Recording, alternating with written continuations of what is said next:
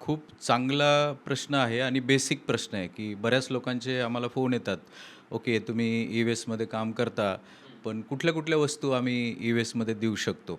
तर हे सगळ्यांनाच येणारा हा प्रश्न आहे. हं.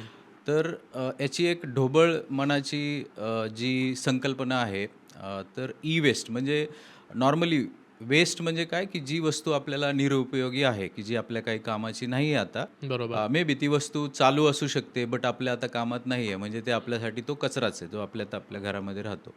तर मग ई-वेस्टमध्ये वेगळं काय आहे, तर ई-वेस्ट म्हणजे कुठलीही गोष्ट, की ज्याला ऑन करण्यासाठी किंवा ती चालवण्यासाठी आपल्याला इलेक्ट्रिसिटीची गरज लागते, की ती इलेक्ट्रिसिटी एकतर आपल्याला महाडिस्कॉमकडून येणारी असेल किंवा आपण बॅटरीवरती ऑपरेट करणारी वस्तू असेल. अच्छा. तर ती वस्तू जेव्हा निरुपयोगी होते किंवा एंड ऑफ लाईफ होते, की त्याची आता आपल्याला गरज नाही आहे किंवा ती खराब झाली आहे, तर तो जो कचरा तयार होतो त्याला ई-वेस्ट असं म्हणलं जातं.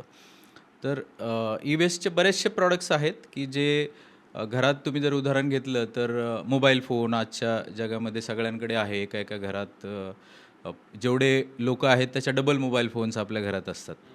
So mobile phone like refrigerators, washing machine, TVs ह्या सगळ्या ज्यांना इलेक्ट्रिसिटी लागते आणि त्या वस्तू आता आपल्या कामाच्या नाहीत, त्या ई-वेस्ट म्हणून आपण कन्सिडर करू शकतो.